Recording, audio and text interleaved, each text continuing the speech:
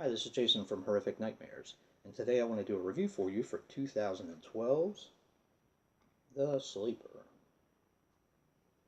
The Sleeper clocks in at 90 minutes and is written and directed by Justin Russell, who also did Death Stop Holocaust and a movie called The Gremlin, which the cover looks really sick, but I can't seem to find it on eBay or Amazon. If you guys have ever seen it, comment below and let me know how to get a copy of it or if it's any good. He also did the cinematography on a low-budget slasher called Billy Club, which I really enjoyed. Maybe I'll do a review for that sometime soon. If you guys want a review for it, just comment below. But The Sleeper tells the story of a sorority house. The girls of Alpha, Gamma, Theta. It first takes place in 1979. There is a murder there. I'm not going to go into it too much because it'll spoil it. Fast forward to 1981, and the girls of Alpha, Gamma, Theta are having a party. And this kind of follows the story of two roommates who one wants to pledge as a sorority sister. The other one doesn't want to have anything to do with it. They talk him into coming to a party, and there is a killer who uses a rotary phone, and they get picked off one by one, around the house, in the house, all different types of ways. And I'm kind of going to leave it there. This is what they would call one of the 80s throwbacks, and in my opinion, this is definitely one of the better ones. Now, The Sleeper stars Brittany Bellard as Amy. She was also in Clownergeist recently, which I haven't seen. I'll probably watch that at some time. I also like clown films, so it's kind of a given for me. It also stars Ray Goodwin as Detective Drake. Now, he was also in Death Stop Holocaust. He was in Alex Cross and a movie that I just saw recently. I believe it has Bruce Willis in it called Marauders, which I thought was, it was okay. Now, the killer, or the sleeper, is played by Jason J. Crabtree, who was the only other credit I could find on him was he was in Bong of the Living Dead.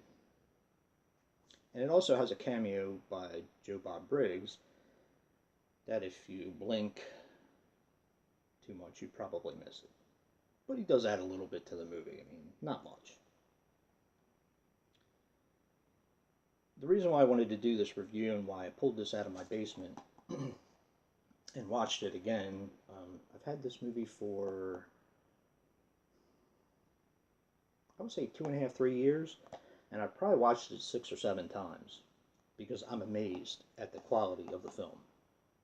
I'll get into that a little bit later, but this is a fantastic throwback, and this time I actually had my wife sit next to me watching some of it, and she was like, what year was this movie made? I said to her, what year does it look like it was made in? She said, sometime in the early 80s. I was like, good. That was what they were calling for.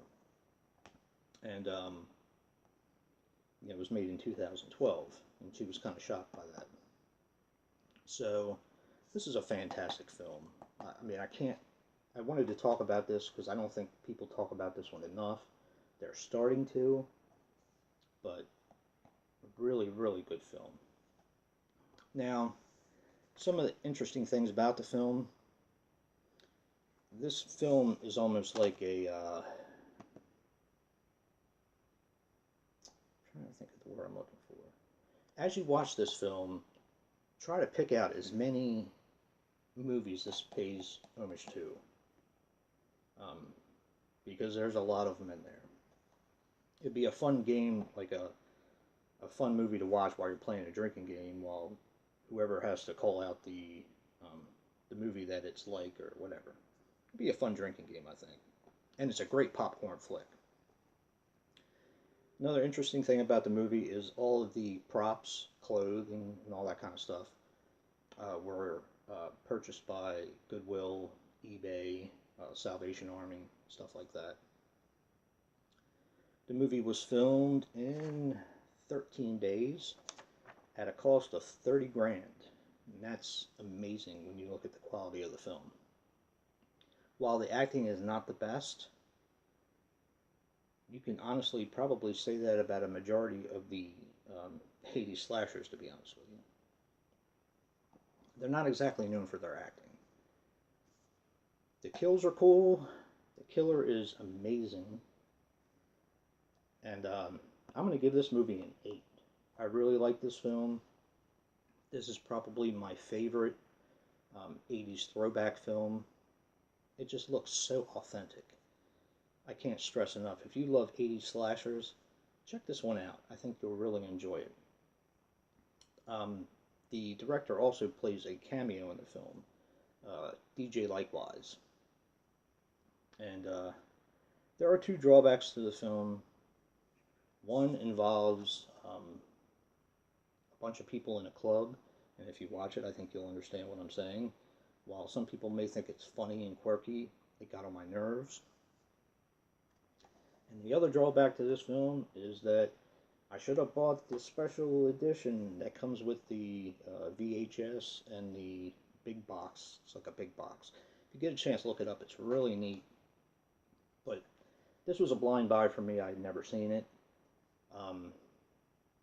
Actually, the person who got me to buy it I was talking about him the other day, Andrew Ballina. I saw the poster for this in an intro for his channel way back, because I've been watching him for quite some time now. But I just thought that the poster that he had on his intro looked really cool. But anyway, like I said, I'm going to give this movie an 8. Check it out. I can recommend it to anybody who loves slashers, anybody who loves 80s slashers. And if you like what you see, hit that like button and comment below. I'd love to know your thoughts on the sleeper. If you've seen it, do you want to see it, whatever. So until next time, guys, peace.